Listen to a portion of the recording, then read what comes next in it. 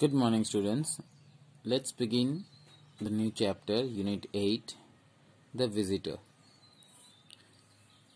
This story is written by Markus Zusak, who was an Australian writer. He is best known for the book Thief and the Messenger, the two novels for young adults which became international bestsellers. He won the Margaret E. Edwards Award in 2014 for his contribution to young adult literature published in the United States. So now coming into the story. This story is set in Germany during Second World War. That is from 1939 to 1945. Adolf Hitler, the leader of Germany and the Nazi Party, believed that Germans were superior to everybody and born to rule over the world. Hitler had a special hatred for Jewish people. He considered them less than human and did not think they had a right to freedom or life. He arrested all Jewish people in Germany and imprisoned them in concentration camps, where they were often tortured and killed. Liesel is a 12-year-old German girl. She and her parents, Hans and Rosa Huberman, do not agree with Hitler's cruel policies. They are hiding a Jewish man called Max Vandenberg in their basement and are determined to keep him safe. This is very dangerous because if they are discovered, all of them will be arrested and put to death. In this excerpt, Liesel is playing with her friends when she hears some terrifying news. A new ball has been found in Himmel Street football. That was the good news. The somewhat unsettling news was that a division of the NSDAP was heading towards them. NSDAP stands for National Socialist German Workers' Party, or the Nazi Party. They had progressed all the way through the town, street by street, house by house, and now they stood at Frau. Frau is a word for Mrs. in German. Dealer's shop. Stood at Frau dealer's shop, taking a quick break before they continued with their business. From afar, the children watched.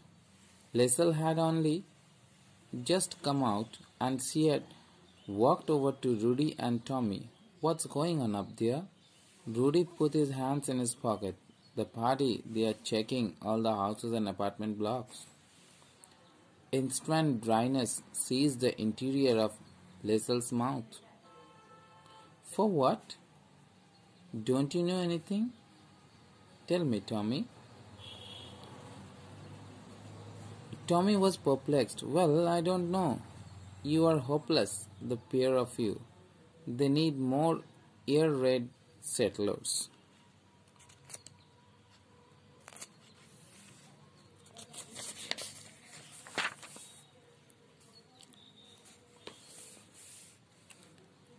"What? Basements?"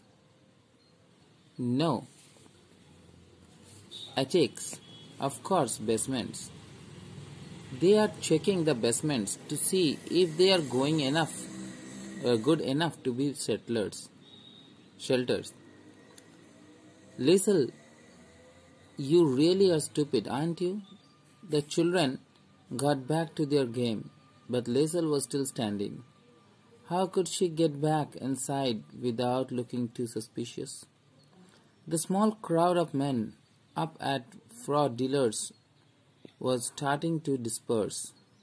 Panic generated in that awful way. Throat and mouth. Ear became sand. Think, she thought. Come on, Lissel, think. Rudy scored. Faraway voices congratulated him. Think, Lissel. She had it. That's it, she decided, but I have to make it real. As the Nazi progressed down the street, the ball was passed through the air to one of the bigger kids, Klaus Berrig. The boy turned with the ball just as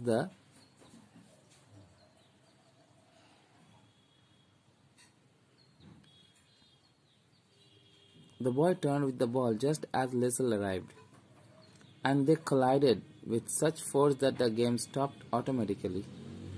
As the ball rolled off, players ran in. Lissel held her grazed knees with one hand, her head with the other.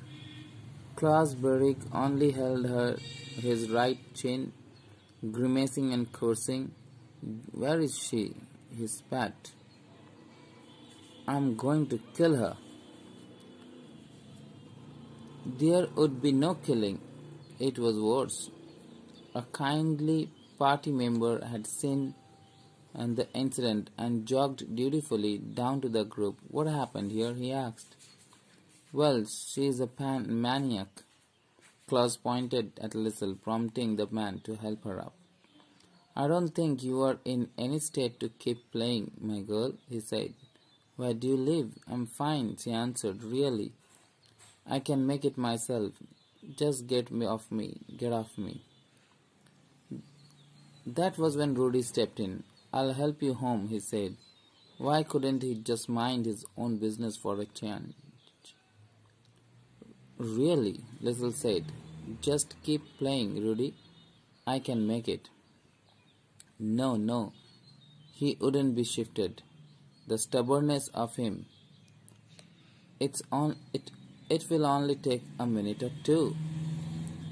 Now let's try to analyze this portion that we just now studied or read out.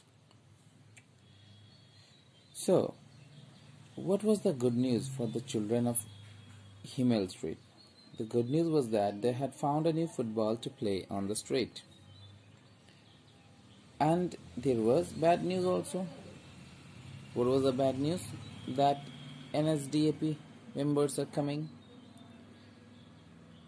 And why were they searching the house?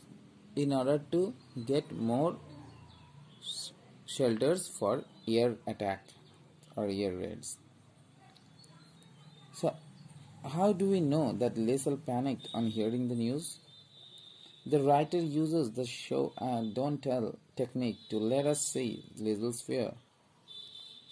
He writes, instant dryness seized the interior of Lissel's mouth instead of Lissel was scared. He could have used this also, but he said instant dryness seized the interior of Lissel's mouth. So, why doesn't Lissel join the children in the game immediately?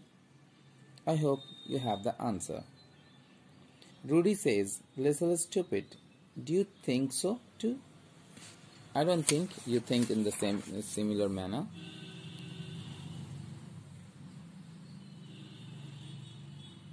Do we know Lissel focused on her problem despite her fears? Her throat and mouth were dry and ear felt gritty, and yet she kept thinking of a way to go into her house without arousing any kind of suspicion. So what was Lissel's plan and how did she carry it out? There would be no killing. It was worse. What does this term shows actually? What does Klaus mean by this? Klaus was furious with Lissel for dashing into him and ruining the game, that he threatened to kill her. And the party member was concerned enough to come and see if the children needed any help. Getting involved with the party man was much worse for Lissel than facing Klaus's fury. So, how does the writer bring out the suspicion or tension gripping Liesl when she hears that the party men were checking the house? The writer uses repetitions and short verbal sentences that are to the point to provide a sense of urgency and tension in the situation. Next, how does the writer bring out Liesl's real feeling when the partyman and Rudy offer to see her home? Though Liesl pretends to be calm while telling them she can manage her on her own, she is seething inside, and her irritation is shown in the sentence that express what she is thinking about the two of them. In the last portion we get over here. Why couldn't he just mind his own business for a chance? From here we get, really, Liesl said, just keep playing, Rudy, I can make it. From this we can get it. How does it help us to understand Liesl? She is in command of the dangerous situation, capable of thinking clearly and acting out her ruse even while she is all tensed up. So the rest portion we'll come to know in our next video. Thank you.